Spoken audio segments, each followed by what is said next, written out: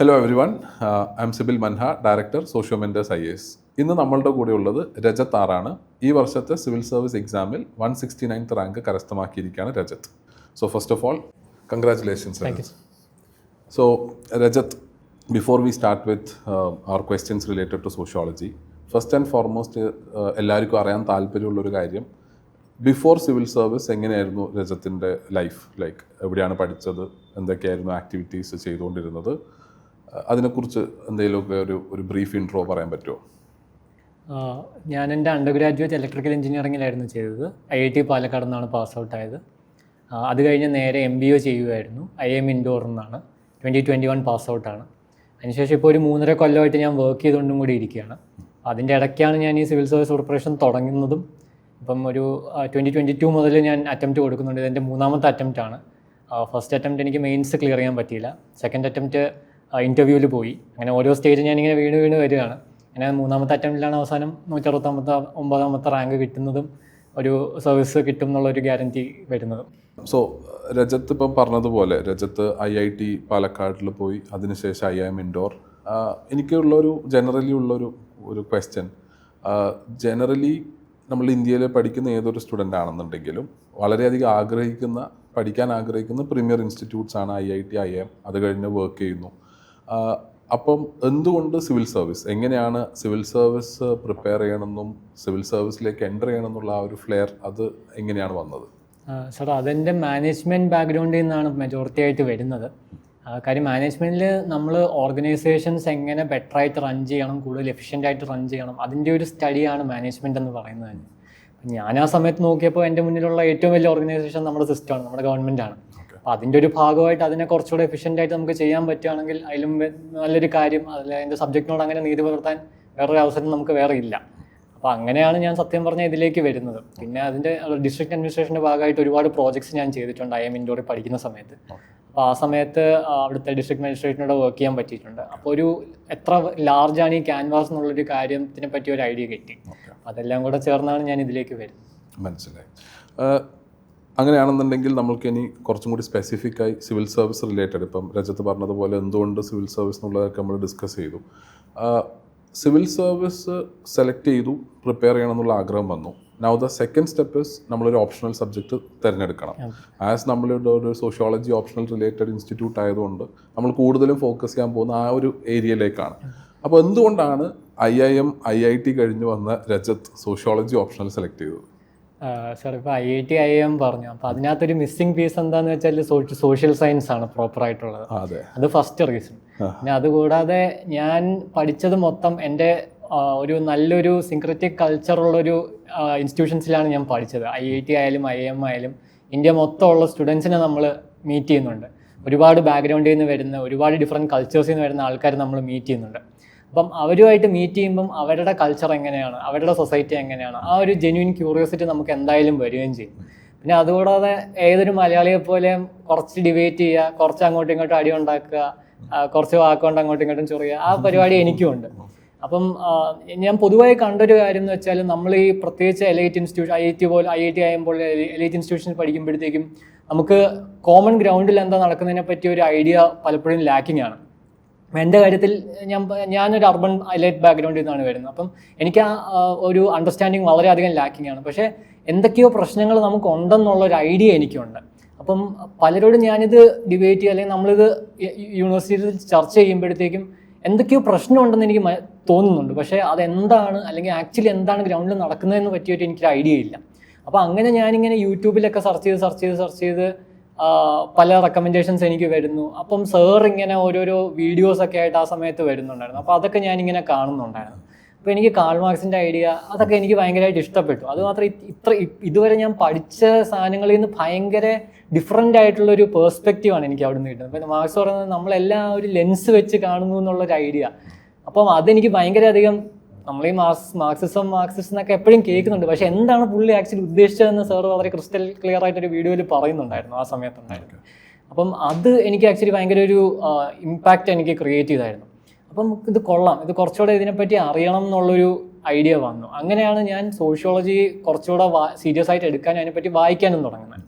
പിന്നെ സിവിൽ സർവീസിലേക്ക് വന്നപ്പോഴത്തേക്ക് എനിക്ക് പിന്നെ വേറൊരു ഓപ്ഷനിനെ പറ്റി എനിക്ക് ചിന്തിക്കേണ്ടി വന്നില്ല. പിന്നെ അത് നോക്കിയപ്പോഴത്തേക്ക് സൈസും കുറവാണ്, പോർഷൻ പെട്ടെന്ന് തീരുന്ന ഒരു ഇതാണ്. പിന്നെ ഒരാൾക്ക് പെട്ടെന്ന് മനസ്സിലാക്കി, ഇൻട്രസ്റ്റ് ഉള്ള ഒരാൾക്ക് പെട്ടെന്ന് മനസ്സിലാക്കി എടുക്കാൻ പറ്റുന്നൊരു ഇതാണ്. അത് പിന്നീട് കുറെ പ്രശ്നങ്ങളുണ്ടെന്ന് പരീക്ഷ എഴുതി തുടങ്ങിയപ്പോഴാണ് എനിക്ക് മനസ്സിലായത്. പക്ഷെ ഞാൻ അങ്ങനെയാണ് ഇതിലേക്ക് വരുന്നത്. മനസ്സിലായി.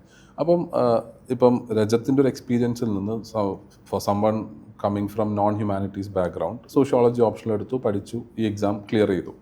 സോ ജനറലി സ്റ്റുഡൻസിൻ്റെ അടുത്തുള്ളൊരു കൺഫ്യൂഷനാണ് ഈ ടെക്നിക്കൽ ബാക്ക്ഗ്രൗണ്ടിലുള്ളവർക്ക് ഹ്യൂമാനിറ്റീസ് സബ്ജക്ട്സ് പോസിബിൾ ആണോ, അത് പ്രിപ്പയർ ചെയ്യാൻ പറ്റുമോ എന്നൊക്കെ ഉള്ളത്. അതിനെക്കുറിച്ച് രജത്തിൻ്റെ ഒരു ഒപ്പീനിയൻ എന്താണ്?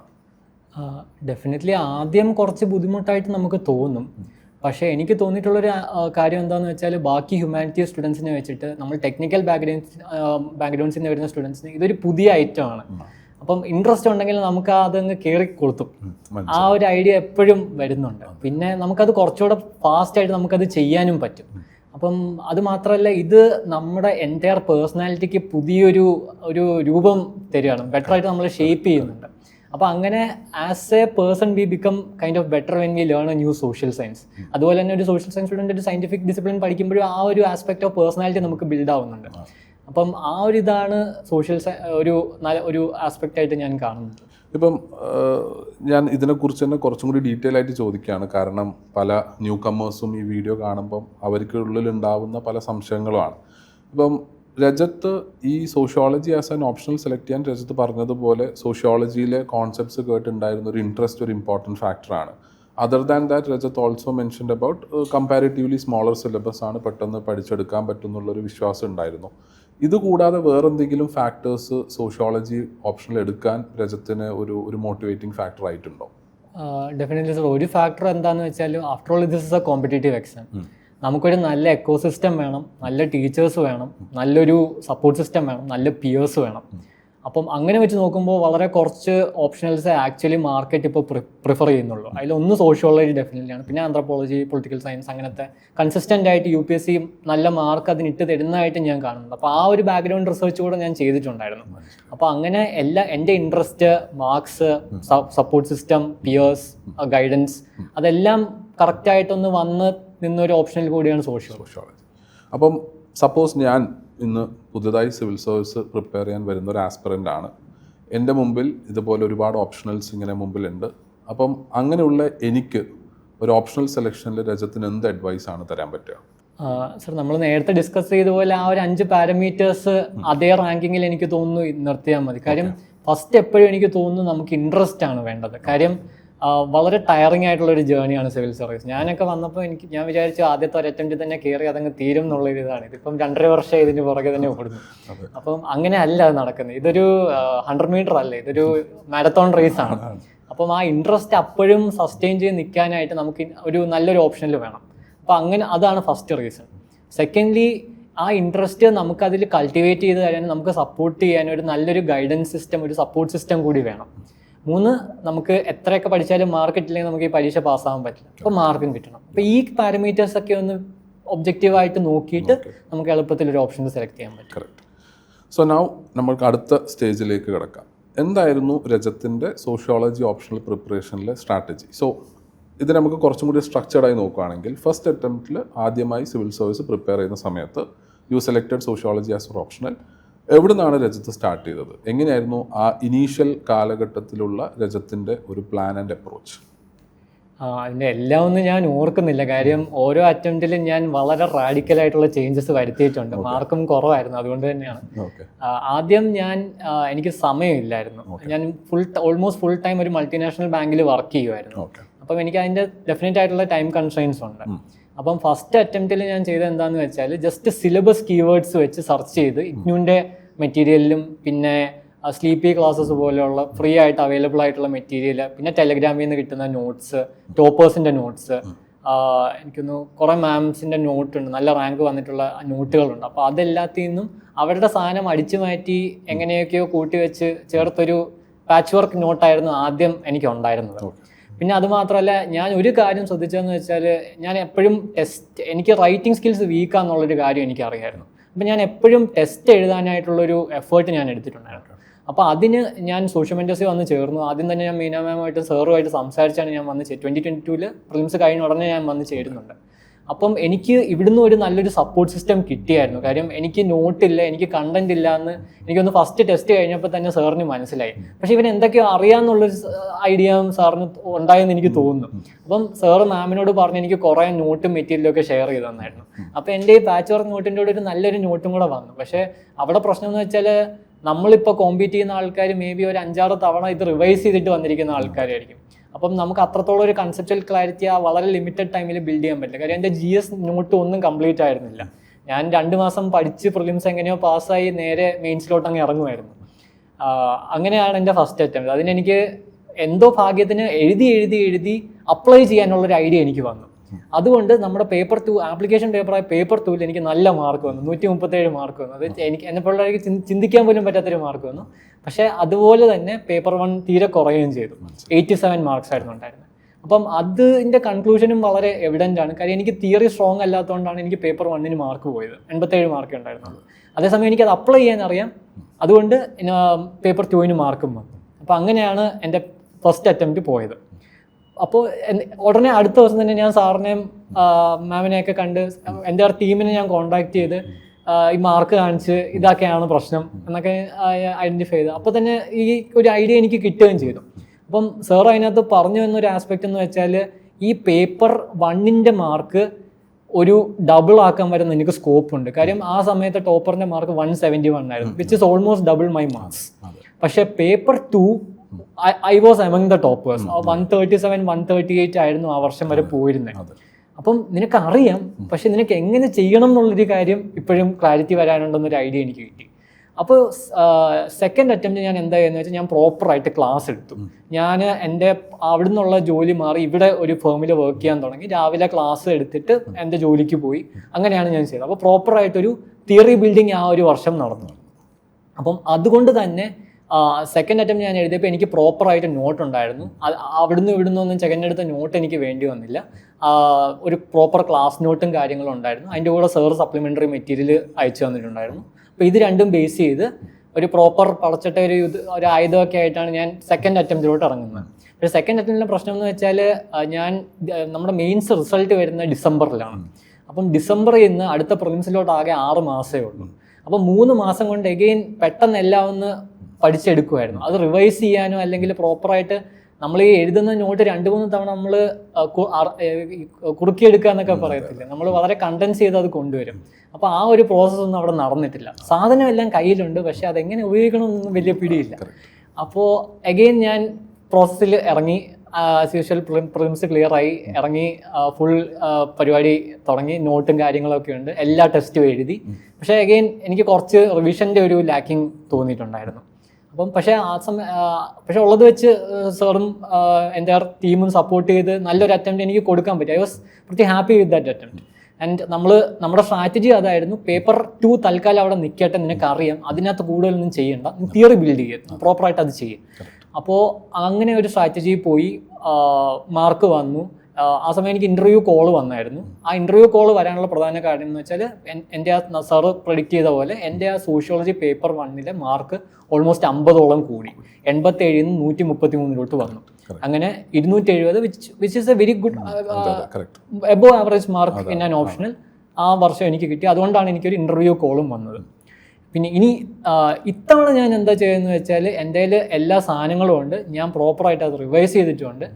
ഓൾമോസ്റ്റ് എൻ്റയർ സാധനം ഞാൻ പ്രാക്ടീസിനും പ്രോപ്പറായിട്ട് ഫീഡ്ബാക്ക് എടുക്കാനും ആ ഫീഡ്ബാക്കിൽ വർക്ക് ചെയ്ത് അതെങ്ങനെ ഇമ്പ്രൂവ് ചെയ്യാനും നോക്കി. പിന്നെ വേറൊരു സാധനം സാർ ഇത്തവണ എന്നോട് പറഞ്ഞ എനിക്കിപ്പോഴും ഓർമ്മയുണ്ട്. 133 is not, it's a good mark, but again this can be improved. കാര്യം എനിക്കൊന്ന് ഇത്തവണ വീണ്ടും 160 വരെ മാർക്ക് വന്നിട്ടുണ്ട്. അപ്പോൾ നമ്മൾ കുറച്ച് അധികം എഫേർട്ട് എടുത്ത് പേപ്പർ 1 തിയറി കുറേ കൂടെ ആണി അടിച്ച് സെറ്റാക്കാൻ നമ്മൾ നോക്കിയിട്ടുണ്ട്. അഗെയിൻ സാറ് പറഞ്ഞു പേപ്പർ 2 ഓക്കെ നിനക്കറിയാം, അത് അവിടെ നിൽക്കട്ടെ. അപ്പം അഗെയിൻ എന്ന് വെച്ചാൽ ഞാൻ നെഗ്ലക്ട് ചെയ്തു എന്നല്ല, അതിന് പ്രോപ്പറായിട്ട് ഇത് ചെയ്തിട്ടുണ്ട്. അങ്ങനെ ഇത്തവണ പേപ്പർ 1 ഓൾമോസ്റ്റ് കഴിഞ്ഞതിൻ്റെ സ്ട്രാറ്റജി കുറച്ചൊന്ന് അപ്ഡേറ്റ് ചെയ്ത് പേപ്പർ 1 കുറച്ചൊന്ന് ഇമ്പ്രൂവ് ചെയ്ത് പേപ്പർ 2 കുറച്ചൊന്ന് എഫേർട്ട് കൊടുത്തു. അങ്ങനെയാണ് ഞാൻ ഇത്തവണ എഴുതുന്നതും. എനിക്ക് മാർക്ക് ഇതുവരെ വന്നിട്ടില്ല, പക്ഷേ എനിക്ക് തോന്നുന്ന സ്ട്രാറ്റജി ഒരുവിധം വർക്കായിട്ടുണ്ടെന്ന് തോന്നുന്നു. പിന്നെ ഇതിനെല്ലാത്തിലും എനിക്ക് ഓവറോൾ ഏറ്റവും something that I am proud of myself and which എനിക്ക് പറയാൻ പറ്റുന്ന വെച്ചാൽ ഇതുവരെ ഞാൻ 3 കൊല്ലമായിട്ട് ഇൻസ്റ്റിറ്റ്യൂട്ടായിട്ട് അസോസിയേറ്റഡ് ആണ്. എല്ലാ കൊല്ലവും ഇൻസ്റ്റിറ്റ്യൂട്ട് 10 ടെസ്റ്റ് നടത്തും. ഇതിനകത്ത് 30 ടെസ്റ്റ് ഞാൻ എഴുതിയിട്ടുണ്ട്. അത് മാത്രമല്ല ആ എല്ലാ ടെസ്റ്റ് എഴുതി ഞാൻ ഫീഡ്ബാക്ക് മേടിച്ചിട്ടുണ്ട്. അപ്പം നമ്മൾ പ്രിലിംസിനകത്ത് ക്വസ്റ്റ്യൻസ് പ്രാക്ടീസ് ചെയ്യുന്ന പോലെ തന്നെ സാറ് സഹായിച്ച് ഈ നമ്മൾ അത്രത്തോളം പ്രാക്ടീസ് മെയിൻസ് ആൻസറിനകത്തും കൊടുത്തിട്ടുണ്ട്. കാര്യം ഞാൻ വർക്ക് ചെയ്യുന്നതുകൊണ്ട് ഈ ഒരു മെയിൻസിൻ്റെ ഒരു 3 മാസം അല്ലാതെ പുറത്ത് വേറെ ഞാൻ ആൻസർ എഴുതിയിട്ടില്ല. പക്ഷേ അതെല്ലാം ചേർത്ത് ഈ 3 മാസം സാറും ഇൻസ്റ്റിറ്റ്യൂട്ടും സഹായിച്ച് എനിക്കത് ചെയ്യാൻ പറ്റിയിട്ടുണ്ട്. അപ്പോൾ അതെനിക്ക് ഡെഫിനറ്റ്ലി ഹെൽപ്പ് ചെയ്തിട്ടുണ്ട്. നമ്മൾ നേരത്തെ സംസാരിച്ച പോലെ എനിക്ക് ഫീൽ ചെയ്ത കാര്യം നമ്മളുടെ ഇൻസ്റ്റിറ്റ്യൂട്ടിൽ ഈ കണ്ടിന്യൂസ് ആയിട്ട് 3 years വേറെയും സ്റ്റുഡൻസൊക്കെ ഇതേപോലെ എഴുതുകയും പാസ്സാവുകയൊക്കെ ചെയ്തിട്ടുണ്ടെങ്കിലും രജത്താണ് ഈ എൻറ്റയർ 3 years എല്ലാ ടെസ്റ്റും മിസ് ചെയ്യാതെ എടുക്കുകയും അതിൻ്റെ എല്ലാത്തിൻ്റെയും ഫീഡ്ബാക്കിന് വരികയും ആ ഫീഡ്ബാക്കിനകത്ത് വർക്ക് ചെയ്ത് വീണ്ടും നമ്മുടെ അടുത്ത് റീച്ച് ഔട്ട് ചെയ്യുന്ന ഒരാൾ രജത്ത് മാത്രമാണ്. എനിക്ക് തോന്നുന്നു നമ്മളെ ഇൻസ്റ്റിറ്റ്യൂട്ടിൽ അത്രയും ഒരു കൺസിസ്റ്റൻസി ഞാൻ കണ്ടത് രജത്തിൻ്റെ അടുത്ത്. ഞാൻ വളരെയധികം ഇംപ്രസ്ഡ് ആയിരുന്നു അതിനകത്ത്. അപ്പോൾ എനിക്ക് ചോദിക്കാനുള്ളൊരു ചോദ്യം അതിനെക്കുറിച്ചാണ്. എങ്ങനെയാണ് ഇത്രയും കൺസിസ്റ്റൻസി ഈ ഒരു എക്സാമിൽ മെയിൻറ്റെയിൻ ചെയ്യാൻ രജത്തിന് പറ്റിയത്? എന്താണ് അതിനകത്തുള്ളൊരു എന്തെങ്കിലും ഒരു ട്രിക്ക് ഉണ്ടോ, അല്ലെങ്കിൽ അതിനകത്ത് എന്തെങ്കിലും ഒരു സീക്രട്ട് ഇൻഗ്രീഡിയൻ്റ് ഉണ്ടോ? എനിക്ക് തോന്നുന്നു ഇത് നമ്മുടെ സോഷ്യോളജിയിൽ നേച്ചർ വേഴ്സസ് നെർച്ചർ ഡിബേറ്റ് നിന്ന് വരുന്നൊരു ഐറ്റമാണ്. അപ്പം ഞാൻ ഫുട്ബോൾ വളരെയധികം കാണാൻ കളിക്കുന്ന ഒരു ആളാണ്. എനിക്ക് മെസ്സിയെ വളരെയധികം ഇഷ്ടമാണ്. പക്ഷേ മെസ്സിയെ പോലെ എല്ലാവർക്കും ആവാൻ പറ്റണമെന്നില്ല. പക്ഷേ എല്ലാവർക്കും ഒരു റൊണാൾഡോ ആയിട്ട് ജനിക്കാം. പക്ഷെ പുള്ളി അവിടെ എത്തുന്ന ലെവലിൽ നമ്മുടെ ഹാർഡ് വർക്ക് വെച്ച് നമുക്ക് എത്താൻ പറ്റും. ഞാൻ നോക്കുമ്പോൾ എനിക്ക് സോഷ്യൽ സയൻസ് ബാക്ക്ഗ്രൗണ്ട് ഇല്ല. ഞാൻ വളരെയധികം ഡിസഡ്വാൻറ്റേജ് ആയിട്ടുള്ളൊരു പൊസിഷനിലാണ് നിൽക്കുന്നത്. എനിക്ക് may be on an average day 8-10 മണിക്കൂർ വരെ വർക്കുണ്ട്. അപ്പോൾ എനിക്ക് ഇരുന്ന് വായിക്കാനൊന്നും പറ്റത്തില്ല. എനിക്ക് ചെയ്യാൻ പറ്റുന്നത് മാക്സിമം പ്രാക്ടീസ് ചെയ്യുക. അപ്പോൾ അത് മാത്രമല്ല സാറിന് ആക്ച്വലി ഞാൻ അതിനകത്തൊന്ന് മുതലെടുക്കുകയായിരുന്നു. കാര്യം ഞാനൊരു ആൻസർ എഴുതി സാറിൻ്റെ അടുത്ത് കൊണ്ടുവരും. അപ്പോൾ സാറ് ഞാൻ എഴുതിയതിനെക്കാട്ടി ഒരു മേ ബി 5-6 കൂടുതൽ പോയിന്റ് എക്സ്ട്രാ പഠിക്കും. അപ്പോൾ സാർ പോലും അറിയാതെ സാറിൻ്റെ ക്ലാസ്സിൽ നിന്ന് ഞാൻ കൂടുതൽ റെഗുലർ സ്റ്റുഡൻ്റ് ആവാതെ സാറിൻ്റെ പോയിന്റ്സും തിയറിയും കൂടെ ഞാൻ കളക്ട് ചെയ്യുമായിരുന്നു. അപ്പം അങ്ങനെ ഒരു അഡ്വാൻറ്റേജും കൂടി ടെസ്റ്റ് എഴുതുന്ന വഴിയുണ്ട്. അപ്പം ഞാൻ കൂടുതലും സത്യം പറഞ്ഞാൽ ടെസ്റ്റ് എഴുതാൻ വേണ്ടിയിട്ട് മാത്രമല്ല ഈ ടെസ്റ്റ് എഴുതുന്നത്. സാർ അത് കഴിഞ്ഞ് എനിക്കൊരു 1.5 മണിക്കൂർ ഇരുന്നൊരു ഫീഡ്ബാക്ക് തരും. അത് കഴിഞ്ഞിട്ട് ഞാൻ വീണ്ടും വരുമ്പോഴത്തേക്കും വീണ്ടും അതിനകത്തുള്ള മിസ്റ്റേക്സ് ഐഡൻറ്റിഫൈ തരും. ആ 1.5 മണിക്കൂർ ഫീഡ്ബാക്കിൽ ഈ ടോപ്പിക്ക് ഒന്നുകൂടെ ഞാൻ ആക്ച്വലി റിവൈസും കൂടെ ചെയ്യുകയാണ്. അപ്പോൾ എനിക്കുള്ള സമയത്തിൽ ഏറ്റവും പ്രൊഡക്റ്റീവ് യൂസാണ് ഈ ടെസ്റ്റ് എഴുതി ഞാൻ യൂട്ടിലൈസ് ചെയ്യുന്നത്. അപ്പം അതാണ് ഈ സ്ട്രാറ്റജി വർക്കാവാനുള്ള വേറൊരു കാര്യം. ശരിക്കും അത് ഭയങ്കര കമൻറ്റബിൾ ആയിട്ടുള്ളൊരു കാര്യമാണ്. കാരണം ജനറലി നമ്മൾ കാണുന്ന സിവിൽ സർവീസിൽ എല്ലാവരും കമ്മിറ്റ് ചെയ്യുന്നൊരു മിസ്റ്റേക്കാണ്. അവർ ഇരുന്ന് പഠിക്കും, ബുക്സ് ഇങ്ങനെ വായിച്ചുകൊണ്ടേയിരിക്കും, പക്ഷെ ആരും ആൻസർ റൈറ്റിംഗ് പ്രാക്ടീസ് ചെയ്യുകയോ അല്ലെങ്കിൽ അതിന് കൃത്യമായി ഫീഡ്ബാക്ക് എടുക്കുകയോ ചെയ്യില്ല. അപ്പം എനിക്ക് തോന്നുന്ന ഒരു പരിധിവരെ രജത്ത് വർക്കിംഗ് പ്രൊഫഷണലായിട്ടും ഇതേപോലെ 7 to 8 hours വർക്ക് ചെയ്തതിന് ശേഷം ഈ മെയിൻസ് ടൈമിലും എനിക്ക് ഓർമ്മയുണ്ട്, മെയിൻസിൻ്റെ ടൈമിലും രജത്ത് ലീവ് ഒന്നും എടുത്തിട്ടുണ്ടായിരുന്നില്ല. ടുവേർഡ്സ് ദ എൻഡ് മാത്രമാണ് ലീവ് എടുത്തിട്ടുണ്ടായിരുന്നുള്ളൂ. അപ്പം ആ ചുരുങ്ങിയ സമയം കൊണ്ട് മെയിൻസ് പോലുള്ളൊരു കാര്യം രജത്തിന് പഠിക്കാൻ പറ്റിയതും ഒരു പരിധിവരെ ഈ ഒരു എഴുത്തുകൊണ്ട് തന്നെയാണ്. അപ്പം രജത്തിനെ സംബന്ധിച്ചിടത്തോളം സേ ഫോർ എക്സാമ്പിൾ അഗെയിൻ ഞാനൊരു ഒരു ഒരു ബിഗിനറിൻ്റെ ഒരു പെർസ്പെക്റ്റീവിൽ നിന്ന് അല്ലെങ്കിൽ ആദ്യമായി മെയിൻസ് എഴുതുന്ന ഒരു സ്റ്റുഡൻറ്റിൻ്റെ പെർസ്പെക്റ്റീവിൽ നിന്ന് ഞാൻ ചോദിക്കുകയാണെങ്കിൽ രജത്തിൻ്റെ സിറ്റുവേഷൻ അല്ല. ബിക്കോസ് പ്യുവർലി സിവിൽ സർവീസിന് പ്രിപ്പയർ ചെയ്യുന്ന ഫുൾ ടൈം അതിന് ഇൻവെസ്റ്റ് ചെയ്യുന്ന ഒരു സ്റ്റുഡൻറ്റിന് രജത്തിനേക്കാൾ ഒത്തിരി ടൈമുണ്ട്. So what would you suggest such students, like how should they actually prepare their sociology optional? Okay sir, അത് ആക്ച്വലി വളരെ റെലവൻ്റ് ആയിട്ടുള്ളൊരു ക്വസ്റ്റ്യൻ ആണ്. ഞാനും പലപ്പോഴും ആലോചിച്ചിട്ടുണ്ട് എനിക്ക് കുറച്ചുകൂടെ സമയം കിട്ടിയിരുന്നത് ഞാൻ എന്തൊക്കെ എക്സ്ട്രാ ചെയ്യുമെന്ന്. അതെനിക്ക് തോന്നുന്നു നമ്മൾ ഈ ഞാൻ കമ്മിറ്റ് ചെയ്ത മിസ്റ്റേക്സിനകത്ത് തന്നെ എനിക്കൊന്ന് അതിൻ്റെ ആൻസർ ഉണ്ട്. ഫസ്റ്റ് അറ്റംപ്റ്റിൽ എനിക്ക് പേപ്പർ 1 ഞാൻ പറഞ്ഞ പോലെ 87 മാർക്സ്. അവിടെ ഞാൻ പ്രാക്ടീസ് ചെയ്യുന്നുണ്ട്. പക്ഷെ ഒരു റോങ് ഷോട്ട് അടിക്കാനാണ് ഞാൻ പ്രാക്ടീസ് ചെയ്യുന്നതെങ്കിൽ ഞാൻ അത് അടിക്കുന്ന ഒന്നും പോസ്റ്റിനകത്ത് കയറത്തില്ല. എത്ര പ്രാക്ടീസ് ചെയ്താലും മേ ബി നമ്മൾ ക്രോസ് ബാർ ചാലഞ്ച് കളിക്കാറുണ്ട്. ക്രോസ് ബാർ ചാലഞ്ച് അടിച്ച് അവസാനം ആക്ച്വൽ കളിയിലും പുള്ളി അടിക്കുന്ന ക്രോസ് ബാർ തന്നെ ആയിരിക്കും. അപ്പോൾ ആ ഒരു രീതിയിലായിരിക്കും നമ്മുടെ പ്രാക്ടീസ് പോവുക, മിസ്ഗൈഡഡ് ആയിരിക്കും. അപ്പോൾ അതുകൊണ്ട് തന്നെ സാറ് പറഞ്ഞ പോലെ റീഡിങ് ഇമ്പോർട്ടൻ്റ് ആണ്, പക്ഷെ റീഡിങ് കൂടി വേണം. എനിക്ക് ആ റീഡിങ് ഇല്ലാത്തത് കൊണ്ട് അല്ലെങ്കിൽ ഒരു പ്രോപ്പറായിട്ട് ഒരു ഗൈഡൻസ് കിട്ടാത്തതുകൊണ്ടാണ് ഫസ്റ്റ് അറ്റംപ്റ്റ് എനിക്ക് തീരെ മാർക്ക് കുറഞ്ഞു. ബേസിക്കലി എൻ്റെ ഒരു ഇയർ പോയത്. അപ്പോൾ നമ്മൾ അത് രണ്ടും ഒരു ബാലൻസിൽ കൊണ്ടുവരാൻ നോക്കണം. അപ്പം നമ്മൾ കണ്ടന്റും തിയറിയും ബിൽഡ് ചെയ്ത് കുറച്ചൊന്ന് വായിച്ച് ഒന്ന് റെഡിയാക്കി എടുത്ത് അത് പ്രാക്ടീസ് ചെയ്യാനുള്ളൊരു പേഷ്യൻസോട് നമ്മൾ കാണിക്കണം. എന്നിട്ട് അതിൻ്റെ പ്രാക്ടീസ് കൊണ്ട് മാത്രമായില്ല, അതിന്റെ ഫീഡ്ബാക്ക് ചെയ്ത് നമ്മൾ കോഴ്സ് കറക്റ്റും കൂടെ ചെയ്യണം. അപ്പൊ ഈ ഒരു റീഡ് റൈറ്റ് ആൻഡ് പ്രാക്ടീസ്, ഈ ഒരു 3 സാധനം ഒന്ന് ബാലൻസ് ചെയ്ത് കൊണ്ടുവരുമ്പോൾ നമുക്ക് പറഞ്ഞു തരാൻ എളുപ്പമാണ്. പക്ഷെ അത് ആ ഒരു മിക്സ് നമ്മൾ എഴുതി തന്നെ നമുക്കത് കിട്ടത്തുള്ളൂ. അപ്പൊ ആ ഒരു ഫൈൻ ബാലൻസ് കണ്ടുപിടിക്കലാണെന്ന് തോന്നുന്നു ഇതിന്റെ ഒരു ഇപ്പം രജത്തിൻ്റെ അടുത്ത് അതേപോലെ എനിക്ക് ചോദിക്കാനുള്ളത്, ഇപ്പം സിവിൽ സർവീസിൽ എല്ലാവരും വളരെയധികം ഇമ്പോർട്ടൻസ് ഉണ്ടെന്ന് പറയുന്ന ഒരു കാര്യമാണ് ഈ 1-to-1 മെൻറ്റർഷിപ്പ്, പേഴ്സണൽ മെൻറ്റർഷിപ്പ് എന്നൊക്കെ പറയുന്ന കാര്യം. രജത്തിന് എത്രത്തോളമാണ്, ഇപ്പം രജത്ത് ഓൾറെഡി അതിനെക്കുറിച്ച് കുറച്ച് പറഞ്ഞു, പക്ഷെ എന്നാലും ഒരു സ്റ്റുഡൻസിന് കുറച്ചും കൂടി അതിനെക്കുറിച്ച് ഇൻഡെപ്ത് മനസ്സിലാക്കാൻ ഹൗ ഇമ്പോർട്ടൻ്റ് ഇസ് മെൻറ്റർഷിപ്പ്? ഞാൻ ഇതിൻ്റെ കൂടെ ഒരു കാര്യം കൂടി ജസ്റ്റ് ഒന്ന് ആഡ് ചെയ്യാം.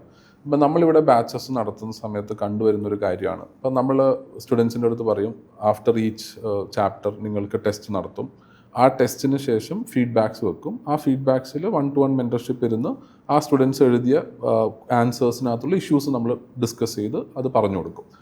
നമ്മൾ കണ്ടുവരുന്നൊരു കാര്യം, ഫസ്റ്റ് ആൻഡ് ഫോർമോസ്റ്റ് പല സ്റ്റുഡൻസും ആദ്യമൊക്കെ കുറച്ച് ക്ലാസ്സസ് അറ്റൻഡ് ചെയ്യുന്നു, ടെസ്റ്റ് എടുക്കുന്നു, മെൻറ്റർഷിപ്പ് എടുക്കുന്നു.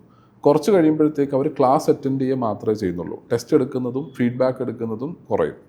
അപ്പം ഈ ഒരു ആംഗിളിൽ മെൻറ്റർഷിപ്പിൻ്റെ ഇമ്പോർട്ടൻസ്, ഇപ്പോൾ നമ്മൾ ആൻസർ റൈറ്റിങ്ങിൻ്റെ ഇമ്പോർട്ടൻസ് ഓൾറെഡി പറഞ്ഞു, മെൻറ്റർഷിപ്പിൻ്റെ ഇമ്പോർട്ടൻസ് എത്രത്തോളം ഉണ്ടെന്നാണ് രജത്തിന് തോന്നുന്നത്?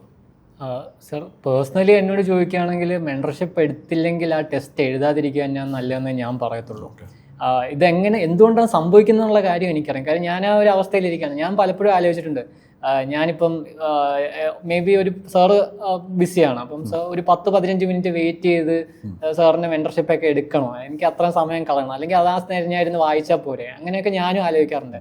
ഇപ്പോൾ ഇവിടെ വന്ന് എടുക്കുന്ന, ഞാൻ കുറച്ച് നാൾ മെയിൻസിൻ്റെ ഇടയിൽ ലീവ് എടുത്തപ്പോഴത്തേക്ക് ഞാൻ ഇവിടെ വന്ന് സാറിൻ്റെ മെൻറ്റർഷിപ്പ് വാങ്ങിച്ചിട്ടുണ്ട്. ഞാൻ ആയിട്ടുണ്ട് ഇത് ഓൺലൈനായിട്ട് എടുത്താൽ പോലെ, ഞാൻ കുറച്ച് ദൂരെയാണ് താമസിക്കുകയും ചെയ്യുന്നത്, ഇത്രയും ദൂരം വണ്ടി കത്തിച്ച് വന്ന് ഇത് എടുക്കണോ, എനിക്ക് ആ സമയം ചിലപ്പോൾ ഹാഫ് ഡേ ലീവ് എടുക്കേണ്ടിയും വരാറുണ്ട്. അപ്പം ഞാൻ ഇത്രയും മെനക്കെടണം. പക്ഷേ സാർ, സംഭവം എന്ന് വെച്ചാൽ ഏതൊരു, നമ്മൾ നേരത്തെ ഫുട്ബോളിൻ്റെ കാര്യം പറഞ്ഞാൽ റൊണാൾഡോ ഉണ്ടായിട്ടുണ്ടെങ്കിൽ അത് സർ അലക്സ് ഫെർഗൂസൺ കാരണമാണ്. അപ്പം എപ്പോഴും ഒരു മെൻറ്റർ നമുക്ക് വേണം. കാര്യം എന്നാലേ നമുക്ക് നമ്മുടെ പ്രോഗ്രസ് ട്രാക്ക് ചെയ്യാൻ പറ്റുള്ളൂ.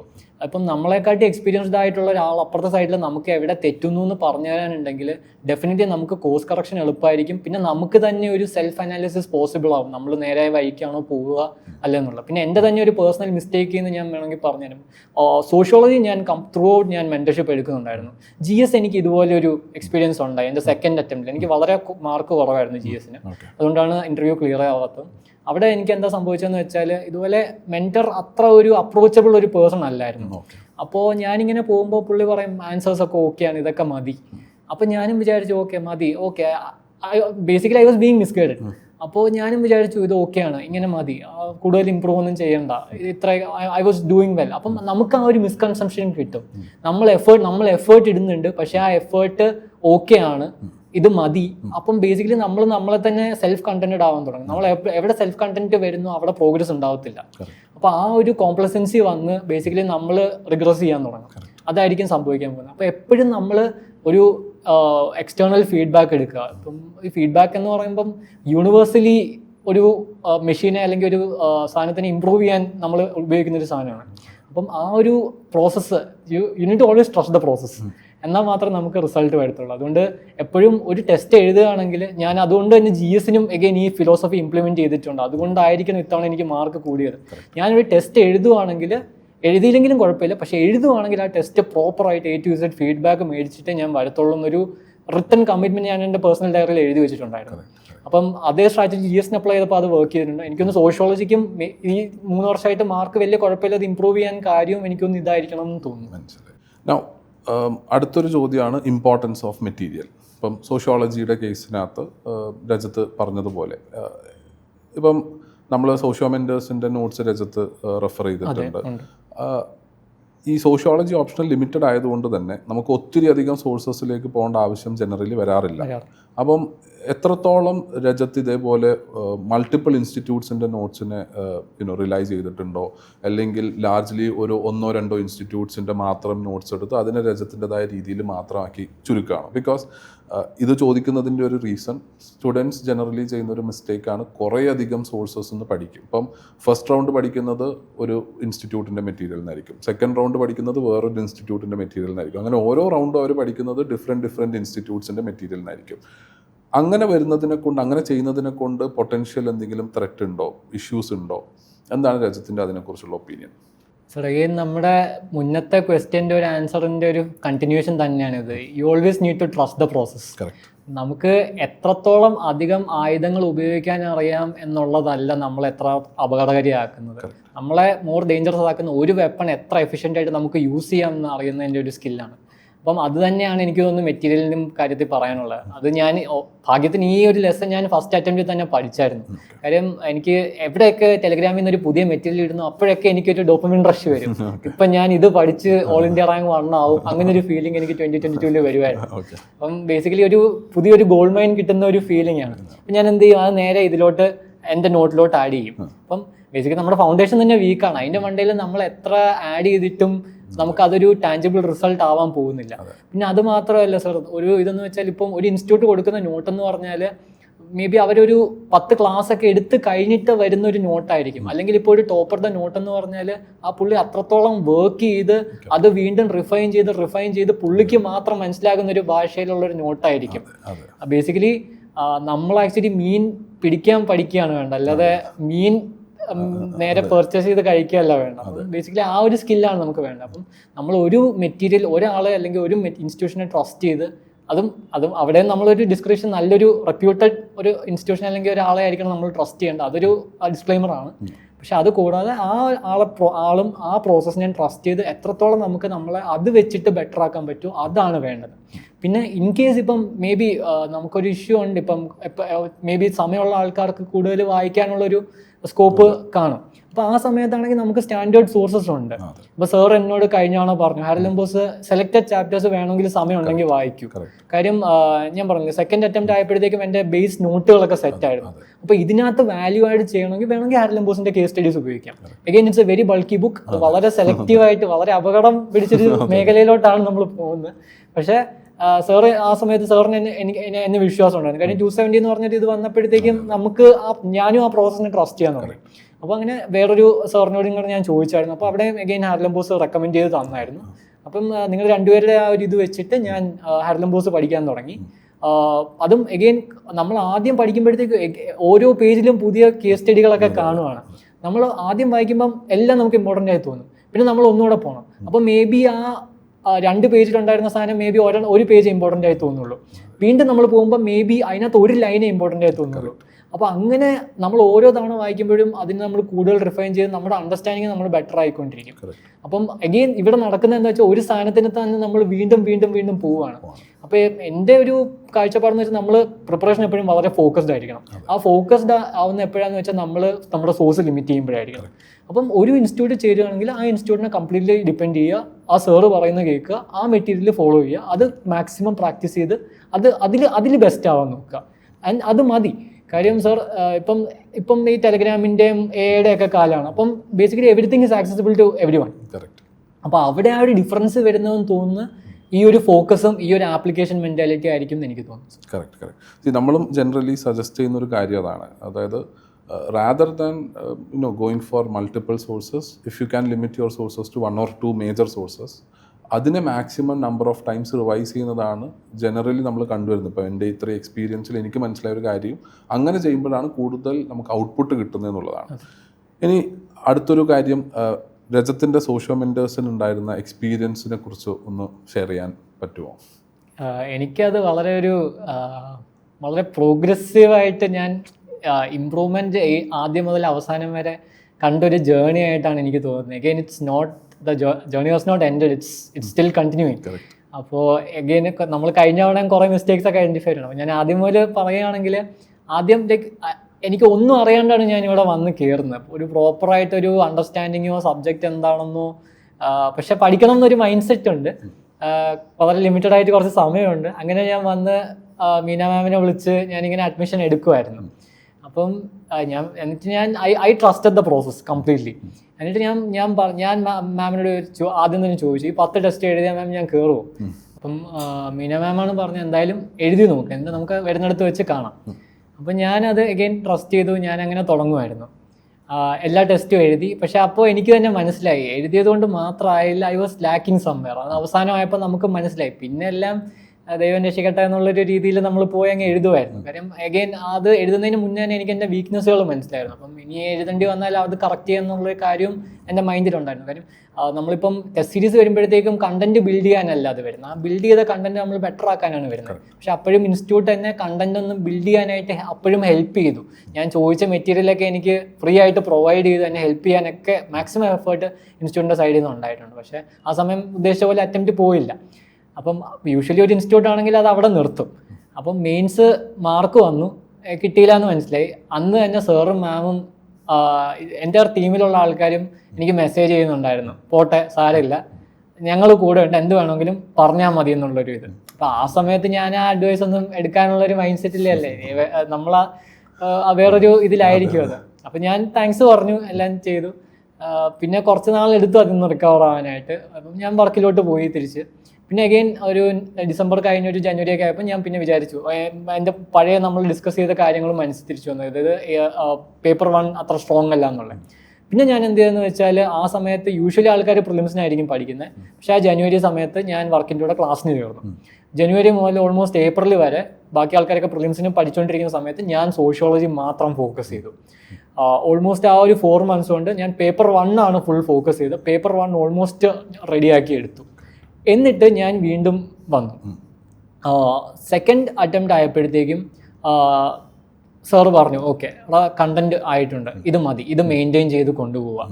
അങ്ങനെ പേപ്പർ 1 നമ്മളൊരു സാറ്റിസ്ഫയബിൾ ലെവലിലോട്ട് എത്തിച്ചു. അപ്പോൾ ആ സമയത്ത് വേറെയും പ്രശ്നങ്ങൾ വന്നു തുടങ്ങി. അപ്പോൾ അവിടെ GSൻ്റെ essay ഒന്നും ഞാൻ വേറെ ടെസ്റ്റ് ഒന്നും എടുക്കുന്നുണ്ടായിരുന്നില്ല, എനിക്കത് വീക്കായിട്ട് തന്നെ തോന്നി. അപ്പോൾ ആ സമയത്ത് സോഷ്യൽ വെൻഡേഴ്സ് തന്നെ വന്നു, ഋതു മാമിൻ്റെ കീഴിൽ essay ഗൈഡൻസ് പ്രോഗ്രാം എനിക്ക് ഫ്രീ ആയിട്ട് ഓഫർ ചെയ്തു. അപ്പം ഞാനത് കഴിഞ്ഞിട്ട് പെയ്ഡായിട്ട് നല്ല പ്രോഗ്രാം വേണ്ട അതും കൂടെ ചെയ്തായിരുന്നു. അപ്പം അവിടെയും ഇൻസ്റ്റിറ്റ്യൂട്ട് വന്ന് എന്നെ ഹെൽപ്പ് ചെയ്തായിരുന്നു. പിന്നെ യൂഷ്വലി ചെയ്യുന്ന പോലെ ഒരു ഇൻസ്റ്റിറ്റ്യൂട്ട് യൂഷ്വലി ആ ടെസ്റ്റ് സീരീസ് കഴിഞ്ഞാൽ അവരുടെ കമ്മിറ്റ്മെൻറ്റ് കഴിഞ്ഞു. ഇതിപ്പം ഞാൻ ടെസ്റ്റ് എഴുതി കഴിഞ്ഞിട്ടും സാറിൻ്റെ പേഴ്സ്പെക്റ്റീവ് മാത്രം കൂടാതെ വേറൊരു ഫാക്കൽറ്റി വന്ന് ബാക്കി ടീം അവരുടെ പേഴ്സ്പെക്റ്റീവ്സ് കൂടെ തന്നു. ഇതൊക്കെ നടക്കുന്ന എക്സാമിൻ്റെ ആ ഒരു നമ്മുടെ മെയിൻസ് GS പേപ്പർ കഴിഞ്ഞ് നമ്മുടെ ഓപ്ഷനിൽ നടക്കുന്ന ആ ഒരു 5 ദിവസമാണ് ഇത് മൊത്തം നടക്കുന്നത്. ബാക്കി ആൾക്കാർക്ക് ആ സമയത്ത് തിരിഞ്ഞു നോക്കേണ്ട ആവശ്യം പോലും ഇല്ല. പക്ഷേ ഓരോ ദിവസവും ഫാക്കൽറ്റി എൻ്റെ കൂടെ ഇരുന്ന് ഇത് വർക്ക് ചെയ്ത് രണ്ട് ദിവസം ഫാക്കൽറ്റി എൻ്റെ കൂടെ ഇരിക്കും, 5 ദിവസം വർക്ക് ചെയ്യാനുള്ള കാര്യം പറഞ്ഞു തരും. അങ്ങനെ വർക്ക് ചെയ്ത് ഒരു ഭയങ്കര പ്രോഗ്രസീവായിട്ട് ഇമ്പ്രൂവ് ചെയ്ത് പോയൊരു അറ്റംപ്റ്റ് ആയിരുന്നു എൻ്റെ 2023 അപ്പോൾ അവിടെ അഗെയിൻ മേ ബി ആ ഒരു റിവിഷൻ്റെ കുറവ് കാരണം പേപ്പർ 1 കുറച്ച് പാളിച്ചകൾ പറ്റിയിട്ടുണ്ടാകും. പക്ഷേ നല്ല മാർക്കായിരുന്നു വന്നത് 270.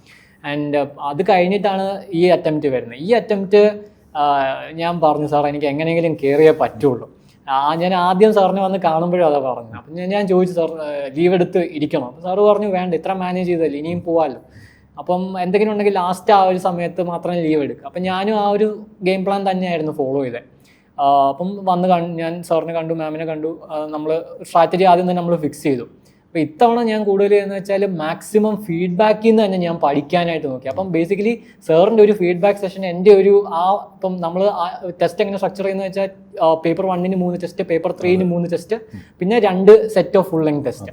അപ്പം ബേസിക്കലി എനിക്ക് എന്താ അവിടെ നടക്കുന്നത് വെച്ചാൽ ആ 3 സെമി ടെസ്റ്റ് വഴി എൻ്റെ എൻ്റയർ സിലബസ് ഞാൻ സാറിൻ്റെ ഡിസ്കഷൻ ഇരിക്കുമ്പോൾ എനിക്കൊന്ന് റിവൈസ് ചെയ്യണം. അത് മാത്രമല്ല വേറൊരു കാര്യം കൂടെ സാർ ശ്രദ്ധിച്ചിട്ടുണ്ടോ എന്ന് എനിക്കറിയില്ല, പേപ്പറിനകത്ത് ഓപ്ഷണൽ ക്വസ്റ്റ്യൻസ് ആയിട്ട് വേറെ വരും. ഞാൻ ആ ക്വസ്റ്റ്യൻസ് എഴുതിയിട്ടുണ്ടാവില്ല, പക്ഷെ ഞാൻ സാറിനോട് അത് ചോദിക്കും.